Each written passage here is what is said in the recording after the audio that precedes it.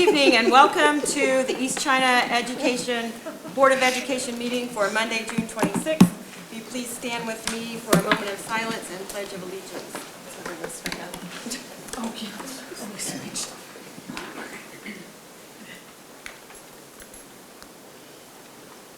Thank you. I pledge Allegiance to the flag of the United States of America and to the republic for which it stands, one nation, under God, indivisible, with liberty and justice for all. Get serious. Okay, well, thank you everybody for coming this evening. We're starting off our meeting with our annual budget hearing for the 2023-24 school year. At this time, the board will receive public comment on the proposed 2023-24 budget. The East China School District cannot adopt the proposed budget until after a public hearing. A copy of the proposed 2023-24 budget, including the proposed property tax millage rate, has been available for public inspection inside 1585 Meisner Road, East China, on the district website under the Transparency section. At this time, the board will receive public comments. Are there any public comments? No public comments. Okay. So, Mrs. Krantz, please let the record reflect that there were no public comments, and that will close the public hearing portion of our meeting, and we will now proceed to our regular Board of Education meeting. That's done. Items of interest, recognition, and inquiry, Board of Education members. If I could just take a moment, I would like to thank Dawn Krantz for all of her support to our board for the last 6 years. We will certainly miss you, and we wish you all the best.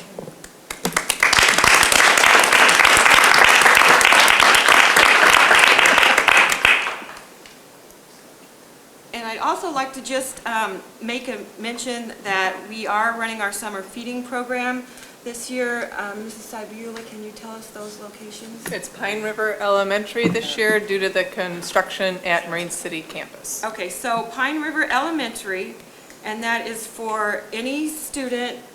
Anyone. It's Yes. anyone now. Anyone, I believe the age It is... used to be the 18. 18. Okay. 18 and below, anyone in our community. So anyone in our community can go and get a free meal at Pine River. When does this start? It has already started, Okay. and I will have to double check the times, but we'll put that on our Our- Facebook page. Okay, and we'll have it on our website? And our website Okay, as so well. if you want to spread the word to anybody that you feel may be able to use that service. Certainly. Anybody else? I just wanted to say thank you to everyone that made the graduations possible. I thought they were just all really great, and thanks to everyone that made that happen. Okay, Mrs. Saibula? I'm all set, thank you. Okay, good deal. And I would like to just congratulate all of our other retirees, and at this time, we will be showing them some special recognition.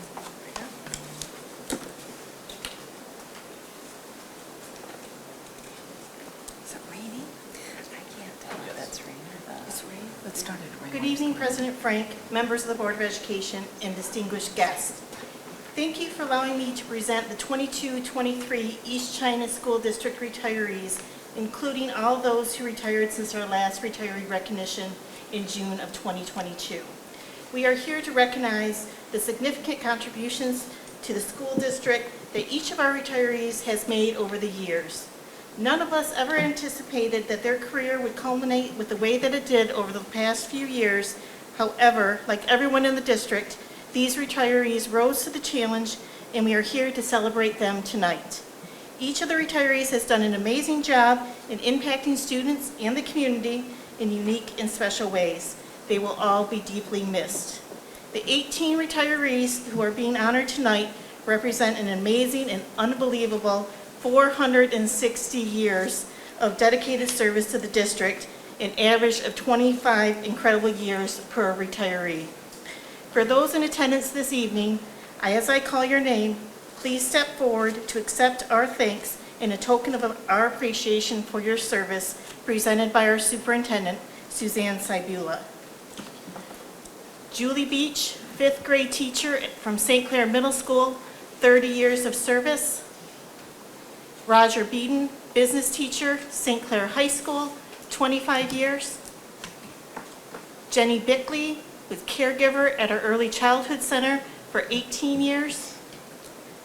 Elizabeth Becky Dodge, third grade teacher at Pine River Elementary, 24 years.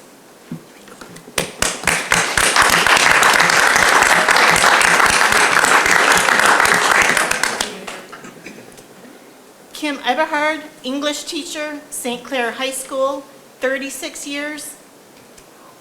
Tracy Graven, counselor at Marine City High School and Riverview East High School for 28 years. Terry Mullane, science teacher at St. Clair High School, 23 years. Shirley Frederick, social studies teacher, Marine City Middle School and formerly Pine River Elementary, 28 years.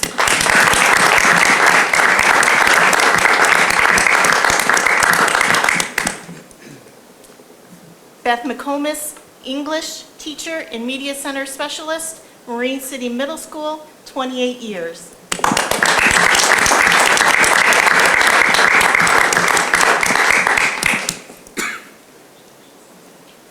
Sheila Millett, English teacher, St. Clair Middle School, 33 years.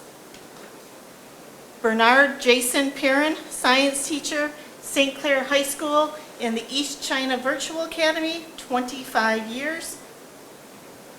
Eric Rathje, math and psychology teacher, St. Clair High School, 24 years. Janet Robbins, transportation coordinator, as well as being a bus driver in our transportation department for 15 years. Amy Schock McNeil, second grade teacher, Pine River Elementary, 28 years of service.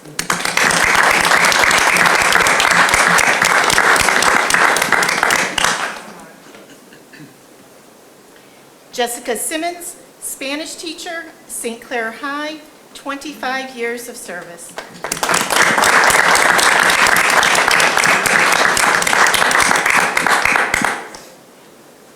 Sherry Simpson, bus driver from the transportation department, and Sherry had 21 years of service.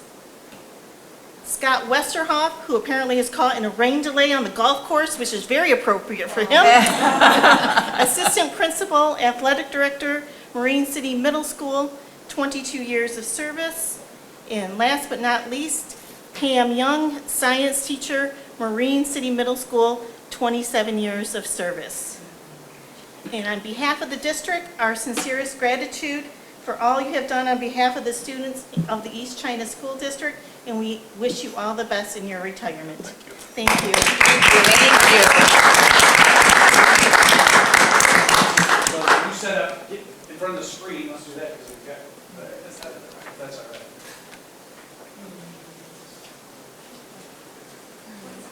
Oh, their shadows are going to be. How many years is that? 460 for L18.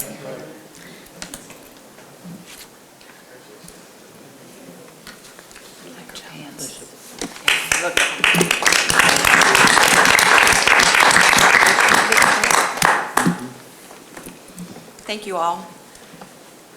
Okay, our next item is our consent agenda, and a motion is needed for the approval of minutes from our regular Board of Education meeting on May 22nd and our special Board of Education meeting on June 6th, approval of the payment of bills, financial statement, and schedule of investments, the MHSAA annual participation resolution, the appointment of St. Clair High School assistant principal and athletic director, status of probationary teacher achieving tenure status, appointment of teachers, and administrative contracts. Annually, the Board of Education authorizes superintendent to establish employment conditions and contracts for members of the administrative and supervisory staff.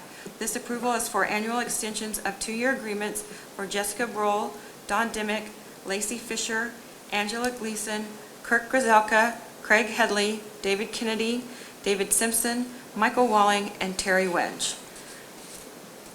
So moved. Support. Any comments or questions?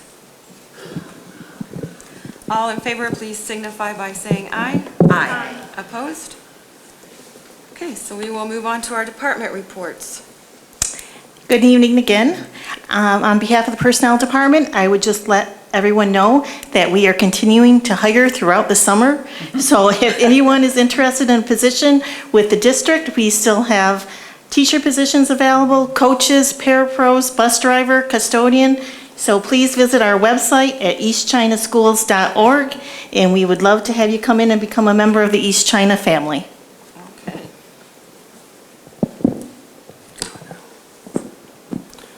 Good evening, everybody. I wanted to provide a quick update on summer school, which started today. So in total, over the course of the summer, we have roughly 450 students who are signed up to participate. That's between the Elementary Summer Scholars Program, which was an invitation-only program for our K-5 students, our elementary and middle school enrichment programs, and then our high school credit recovery. So the credit recovery and the middle school programs are held here in the Innovation Center. So it was exciting today to see some students in the Innovation Center. It was great. They were awestruck at what the facility that we have and the possibilities. So that was exciting. And then just a thank you to the staff who are working this summer. So we have roughly 30 teachers. We've hired 22 paraprofessionals to provide support over the course of the summer, thanks to some of the additional grant funding that we have, which is more than we've ever had in the summer before. And then we have a social worker who's working this summer, and then an elementary coordinator helping to facilitate some of those pieces. So really exciting and a good start to summer learning in East China. So thank you. Thank you. Good evening. And for the business office, I wanted to share that over the next few weeks, we're rolling out our new facility use management software. So from that, it's super user-friendly for anyone wanting to use our facilities. They would create a group or create their group, and then be able to, once approved, then they will select the schedule that they're looking for and the facility and the space, and they can request right from the website. So in the next couple weeks, you can check out the website for that. Thank you. Thank you. Just a couple quick notes from operations. First, we were able to finally get the compressor, the twin scroll compressor in for the Performing Arts Center, so we now have air conditioning again in the back of the house.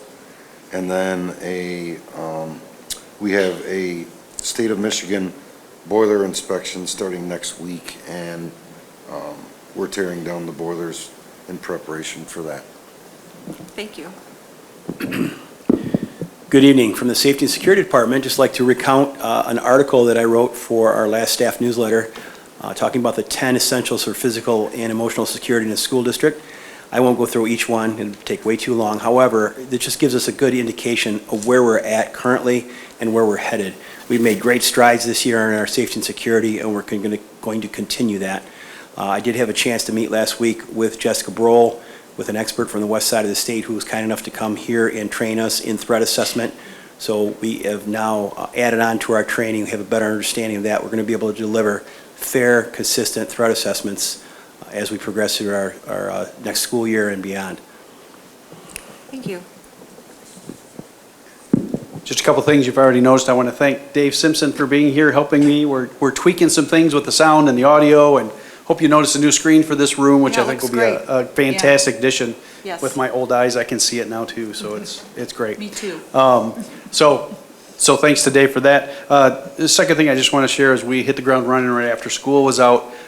Installing the new classroom smart suites is our main priority this year, this summer. So Pine River's already done. Bell River should be done this week. I mean, we're just jamming, and then we're going to move on to Gearing, move on to Palms, and then move on to our secondary schools. So far, so good. Excellent. Thank you. Okay. Well, we'll move on to committee reports. Thank you. I am going to provide an update on the election subcommittee. We've held two meetings. We're continuing to discuss the planning around a February operating mills renewal, which the operating mills for East China School District is about $12 million to our budget. And we'll have information coming out to inform our public about how those funds are raised on non-homestead property.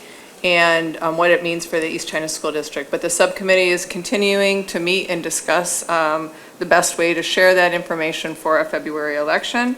And then we are also discussing the November election for a sinking fund renewal for East China School District, or not a renewal, a sinking fund election for East China School District. Again, more information will be coming out as we get closer to those elections. But those are the two subcommittees that have met to date. Okay, thank you. Okay, we will move right along to our information and discussion items. Our Bond 2020 update. Jerry.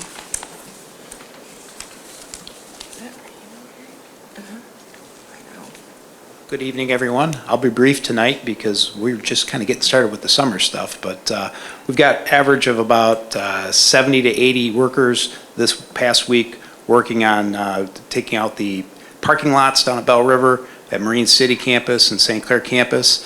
We're working on getting the demo wrapped up this week so that we can start putting things back together. We do appreciate what the district has done in Marine City, allowing us to get a head start on some of that work. We actually have walls painted and ceiling grid in already, which is a great thing for us to be able to phase that in and get that going. One crazy stat I did want to mention is that this summer, for your paving projects at St. Clair, Marine City, and Bell River, there's between 700 and 800 truckloads of asphalt and stone that are going to be put in place by this end of the summer. So a lot of things happening, and we're looking forward to a good summer. Any questions? Thank you very much. Thank you for coming. Okay, benchmark assessments, the district's progress towards goals. Michael Walling?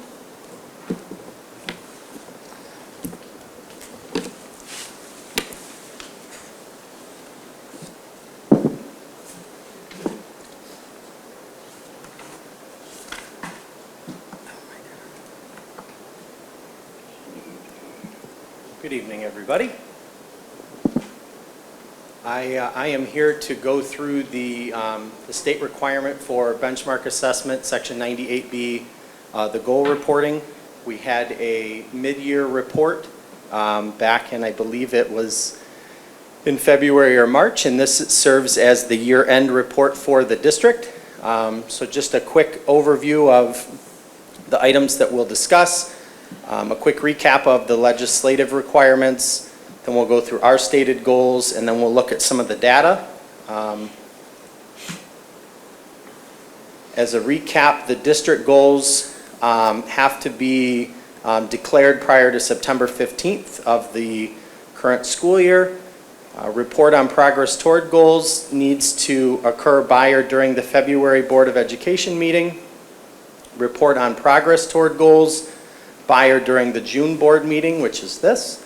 And then we have to utilize the state-approved benchmark assessment, which in our case is the NWEA assessment. Our four goals, two of them are related to reading and two are related to math. So we talked about wanting all students to improve their performance in reading from fall to spring. We talked about 70% of students was our goal for meeting their individual growth projections. And then we had the same two goals for math in terms of all students improving and 70% meeting their growth projection. So this should look familiar. This is the student growth summary report available in NWEA. I can tell you in the 6 years that we've done NWEA, this is the best that this graph has ever looked, both for math and for reading. So kudos to our staff and students for the progress that we've made in this regard. As a reminder, so this is for math. As a reminder, the rectangles show the student growth on average per grade. The diamonds are the grade level norms for projected growth. So the goal being you want your diamonds and your rectangles to overlap or get as close to touching as possible. Reading, you'll notice a similar trend. We're all right in the ballpark. I'll talk a little bit about 11th and 12th grade and why those look the way that they do in just a little bit. But these two show, in my opinion, they measure a lot of the progress that we've made as a district in terms of reading and mathematics. These are new additions this year compared to the reports that have been given in the past. And I put these in here because I think it highlights some of the really good work that we've done. Now, I realize that only one of these is at the 70% of students meeting growth. However, the ones that are starred, that represents the highest percentage of students that we've had achieving growth in the history of giving this assessment in the district, which this is our 6th rendition. So we started in 2018. So I think that this shows that things are trending in a good direction, certainly at that K through 3 level, and then at the upper high school level for mathematics. And then you'll notice a similar trend for reading. You'll notice K through 5, all 5 of those, the growth percentage, the percentage of students meeting their growth target from fall to spring, all 6 of those grades at the elementary level, that's the high that they've had as a district. And then also the same thing in 7th and 8th grade. And then this should look familiar. So this is for elementary reading, and it just indicates the RIT scores for fall to spring. And then the key at the bottom, if it's bolded, that means they met or exceeded the growth projection. And then if there's a star, it means they met or exceeded the RIT projection. So K5 for reading, every single grade, both met or exceeded the growth projection, and then met or exceeded the RIT projection, which that's the first time since I've been giving these presentations that we've been able to say that.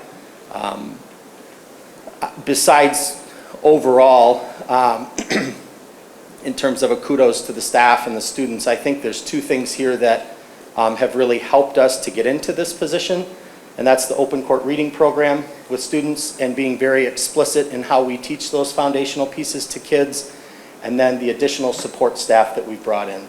So I would say overall the staff and students doing a great job. The programming and the support from a tier 2 perspective, reaching those kids that are close to meeting their growth and then pushing them up to actually meet their growth. So that's reading. A similar thing for math in terms of K3.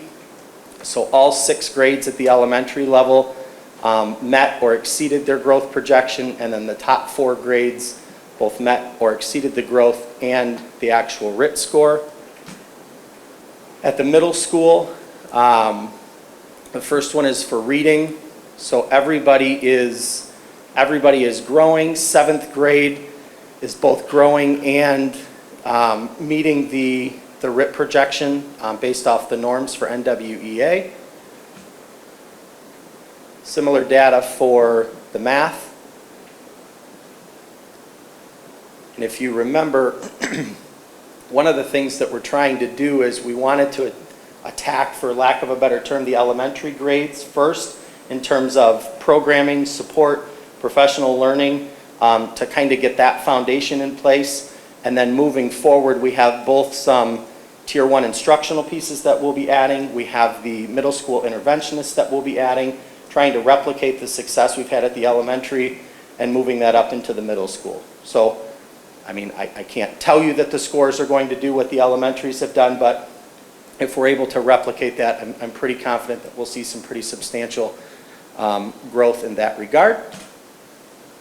And then at the high school, to me, the biggest thing here is getting those foundational pieces established in elementary, firming them up in the middle school so that kids can expand the reading selections that they're able to access when they get to the high school. And then math, we did exceptionally well in high school mathematics for 9th, 10th, and 11th grade, both in terms of growth and in terms of the actual RIT scores. Hence the bold and the stars for all 3 of those. And the only other thing that I wanted to add in terms of the demographic data is from an economically disadvantaged standpoint, our data is pretty comparable between our non-economically disadvantaged and our economically disadvantaged students. There's some new reporting features in Unitrix which is a platform that we're going to utilize with our MTSS team.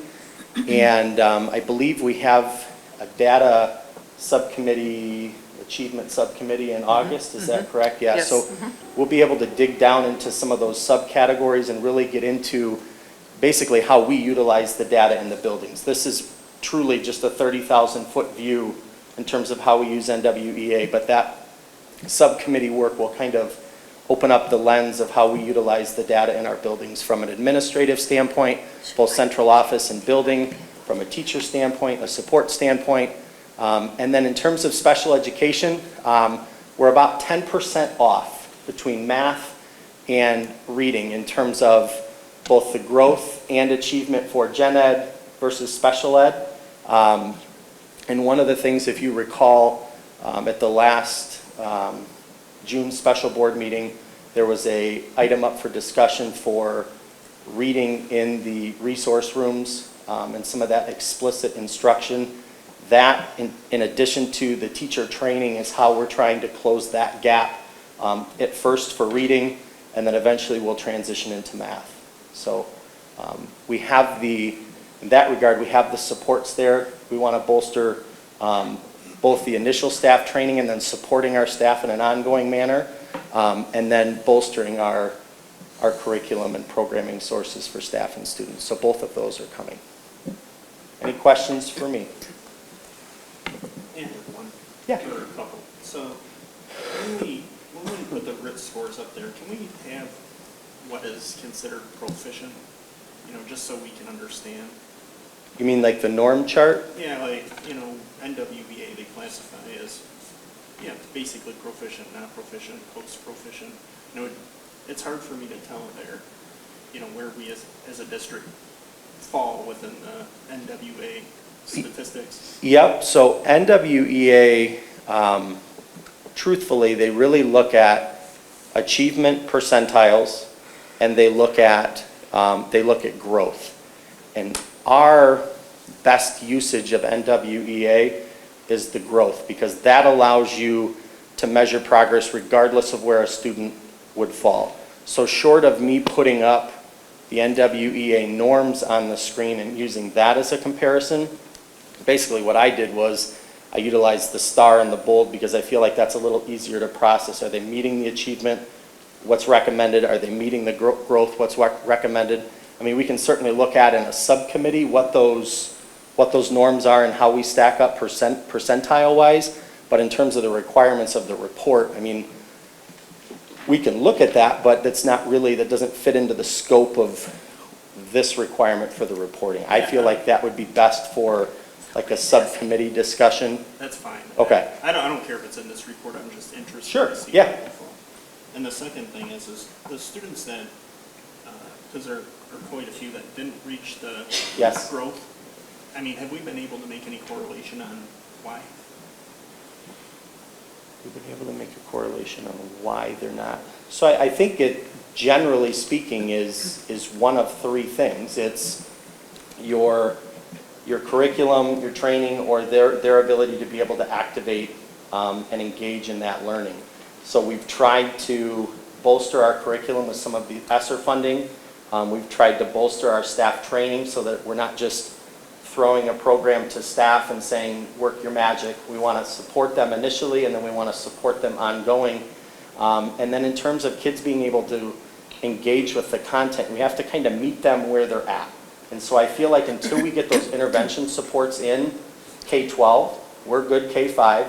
Next year we'll be good K-8. We'll kind of see what the future holds for moving it beyond that. But I feel like the correlation would be for those students, they're struggling to access grade level content. And so we have to do a better job of intervening with those students, which we've started to lay the foundation in the elementary, so that as they move up, the gap between where they're at and grade level is not so substantial. So typically, like if you've got a gen ed student and a student who qualifies for special ed, there may be a 2-year gap, a 3-year gap in those ability levels. COVID basically stretched that gap out. And so now we've got to take and narrow that gap down so that we don't have to intervene so many grades back. So that our teachers that are in the middle school, 6th grade, their students are able to access 5th, 6th, 7th, and 8th grade material, whereas now we have some students that are in middle school that are reading at several grades below grade level. So I guess the short part of the answer would be we need to continue to bolster our Tier 2 support for kids, because that will allow them to more easily access grade level content, thus achieving their growth percentile or their growth projection like their like-aged peers. And how much Tier 2 support did we put in this year? I don't know if you know right off. So at the elementary level, we have 4 academic interventionists. Their primary focus this year has been on reading, but we have done some math. Our staff have been trained in math. We've purchased reading and math supports. So 4 staff members at the elementary level. Next year, the goal being to have 4 at the elementary and 4 at the middle school. Now that may, at St. Clair Middle School, that will probably involve the 5th grade so that they can get some support as well. But 8 academic interventionists using our 31A money is probably close to $1 million. Just ballparking it. Thank you. You're welcome. Anything else? Okay. Thank you. You're welcome. I think I'm up next also. Okay, our Marine City Campus furniture update. No, curriculum Oh, purchase. I'm sorry. That's okay. Forgive me. No problem. So I just have one item for discussion tonight, and that is the purchase of Houghton Mifflin Harcourt Science Dimensions Biology print online resources and staff and training. So utilizing ESSER 3 funding, we pulled the stakeholder surveys that I continuously have talked about with each of these discussions, and through those surveys, again, updated curriculum resources were noted as one of the top priorities. And so in working with our biology teaching staff throughout the district, we conducted a curriculum/programmatic review of available resources, and Harcourt Mifflin Harcourt Science Dimensions was selected as the top choice for biology resources for our staff and students. Any questions about the product or the review process? Fairly similar to what we've done for each of the other curriculum areas, basically pulling the best available, pulling our staff together, and working to establish a match that meets our goals and also aligns with state and national standards. All right, thank you. Thank you. Okay, now the Marine City Campus furniture update.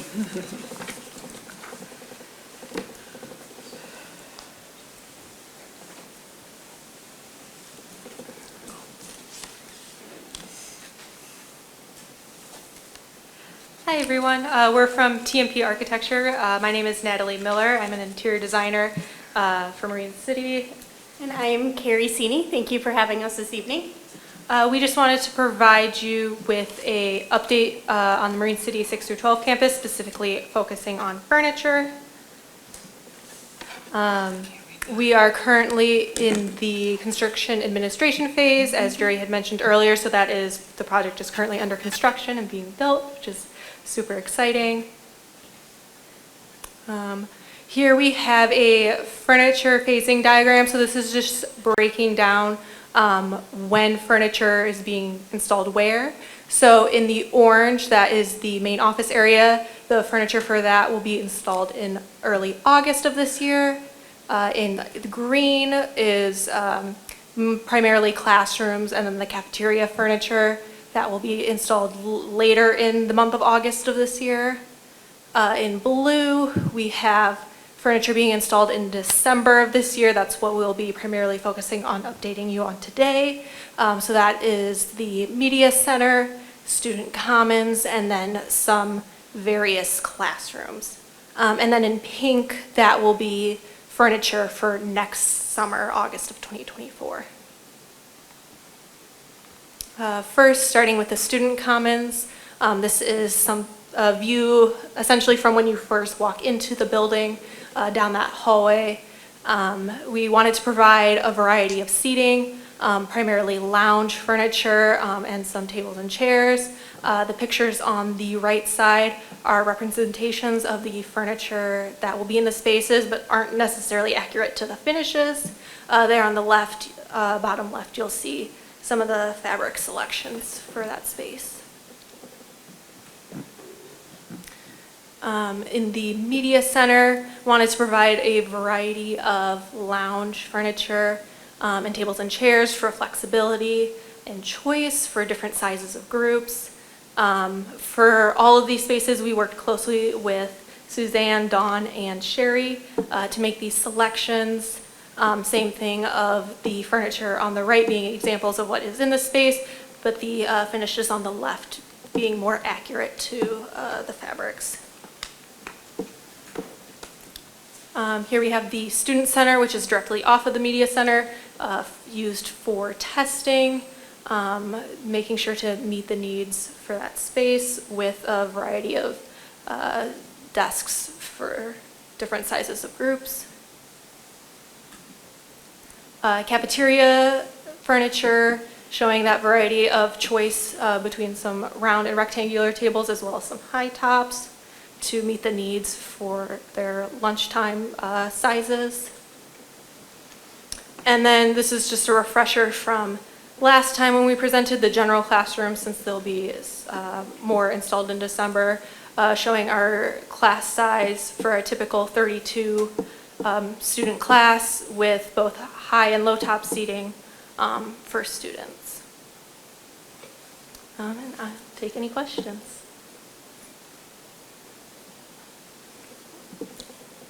Thank you. Thank you. Thank you. Thanks so much.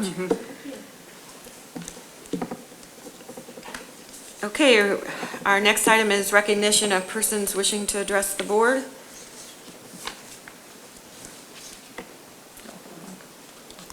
Okay, this portion of the agenda is for citizens to address the board, but we don't see that there's anybody here. We didn't receive any green cards, so we'll move on to our action items. The first action item is the illicit discharge elimination policy. Per administration's recommendation, the Board of Education approves the illicit discharge elimination policy presented at the May 22nd, 2023 regular board meeting. Motion is needed. So moved. Support. Are there any comments or questions? All in favor, please signify by saying aye. Aye. Opposed? So the next action item is our textbook purchases, and we just also wanted to recognize the amount of hard work that goes into selecting these materials from our staff. So the administration's recommendation that the Board of Education approves the purchase of Spanish textbooks and licenses to Vista Higher Learning in the amount of $124,963.38. ELA textbooks and licenses from Amplify in the amount of $138,200.80. Social Studies print and digital resources from Studies Weekly in the amount of $30,474.75. Prepare U supplemental print and digital materials in the amount of $80,512.65. Professional development training from Solution Tree in the amount of $169,000. Tier 3 reading resources and training from McGraw-Hill in the amount of $214,947.81. A motion is needed. So moved. Support. Any comments or questions? Wow. Yeah. It's exciting. Okay, all right. All in favor, please signify by saying aye. Aye. Opposed? Okay, we will move now to the fiscal year's 2023 budget. Administration's recommendation is the Board of Education approves the fiscal year 2023 amended budget. So moved. Support. Any comments or questions? Okay, all in favor, please signify by saying aye. Aye. Opposed? Thanks to Angie for all of her hard work. Yeah. Your department. Okay, we'll move on to our general appropriations resolution. Administration recommends that the Board of Education approves the General Appropriations Act resolution for fiscal year 2023 to 24. So moved.